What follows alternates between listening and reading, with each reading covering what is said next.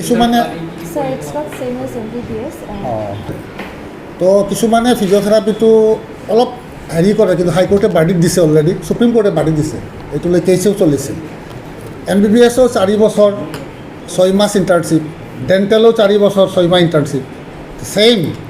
গতিকে MBBS পাছ কৰি যে ডক্টৰ শব্দটোতো লিখিবতো কোনে কৈছে, এইটোলৈ বহুত কণ্ট্ৰাডিক্টৰী চলি আছে। তাৰপিছত এওঁলোকে সুপ্ৰিম কোৰ্ট কেছ কৰি জিকি গৈছে আৰু ফিজিঅ'থেৰাপি এছ'চিয়েশ্যনে। আৰু আমিও 4.5 বছৰ 4 বছৰ প্লাছ 6 মাহ ইণ্টাৰ্ণশ্বিপ। তো আমাৰ মেইন উদ্দেশ্য হ'ল আমাৰ এই BTRৰ ল'ৰা ছোৱালীখিনিক যাতে BTR হস্পিটেলবিলাকত প্ৰায় 250 পৰা 300 হস্পিটেল আছে, ক'তো এটা ফিজিঅ'থেৰাপিষ্ট নাই। তো গতিকে আমি আমাৰ এটিটিউডটো আছিল সেইটোৱেই যে আমি ফিজিঅ'থেৰাপি ডক্টৰ প্ৰডিউচ কৰিম। বছৰত বেছিতো নোৱাৰিম, 8টাৰ পৰা 10টা হ'ব আৰু, বা 3টা 4টা অলপ বহুত মেৰিটৰিয়াছ হ'ব লাগিব আৰু কঠিন পাছ কৰাটো। গতিকে এই বছৰ 13জন আমাৰ যিটো ওলাইছে, এই 13জন যদিও বাহিৰত কৰি আছে, যদি আমাৰ প্ৰমোদ বড়ো ডাঙৰীয়াৰ লগত আমাৰ ইতিমধ্যে এগ্ৰিমেণ্ট হৈ যাব, MOU হৈ যাব, গতিকে তেওঁ আশ্বাস দিছে আমি গোটেইকেইটাক আমি এপইণ্টমেণ্ট দিম। তো সেইটো ফালৰ পৰা আমি খুচি হৈছোঁ। আৰু at the same time we also' appeal to BTC authority to provide fund for specially the physiotherapy department. কাৰণ এইটো অনলি চৰকাৰী কলেজত এই ডিপাৰ্টমেণ্ট আছে, বাকী চব প্ৰাইভেটাইজেশ্যন, ক'তো নাই অসমত, আণ্ডাৰ গুৱাহাটী ইউনিভাৰ্চিটি এতিয়ালৈ আমি।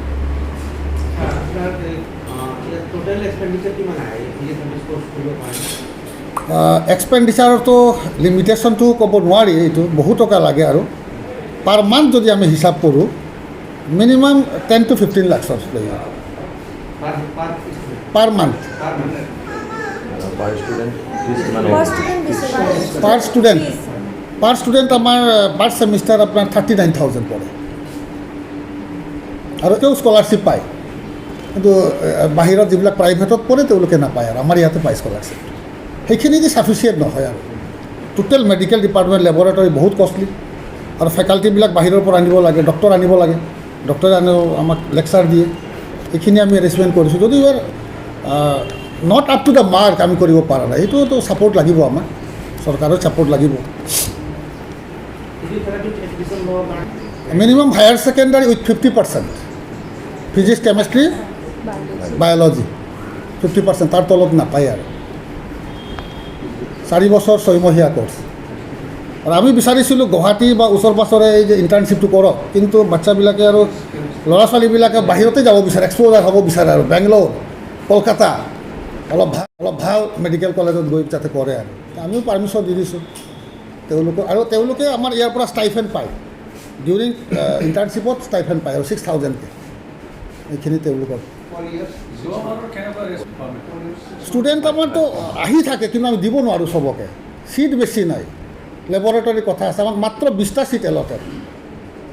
তো 20টাত কেতিয়াবা কিছুমান ল'ৰা ছোৱালী 20জনৰ বেছি আমি ল'ব নোৱাৰোঁ। ভাইৰাছ আমি MSCত 40-50টা ল'ব পাৰোঁ, BSCত 150-200 ল'ব পাৰোঁ, কিন্তু ফিজিঅ'থেৰাপিত আমি ল'ব নোৱাৰোঁ। তো অনলি গুৱাহাটী ইউনিভাৰ্চিটিয়ে আমাক 20টা ছিট এলট কৰিছে। তো 20টাত বেছি হৈ যায়, কিন্তু কেতিয়াবাও কম হৈ যায়, আৰু মাজতে গুচি যায়, আৰু নোৱাৰি, কষ্ট হয়, ভেৰি টাফ কোৰ্চটো। আৰু কৰি মানে এই ফিজটো অকণমান বেছি হয় আমাৰ ফিজিঅ'থেৰাপি কোৰ্চটো, যিহেতু কাৰণ এইটো এটা professional medical allied health science course হয়।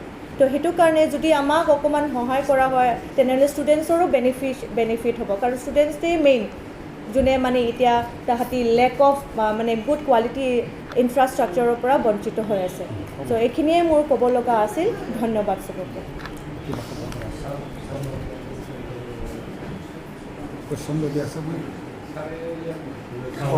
বহিব লাগিব না।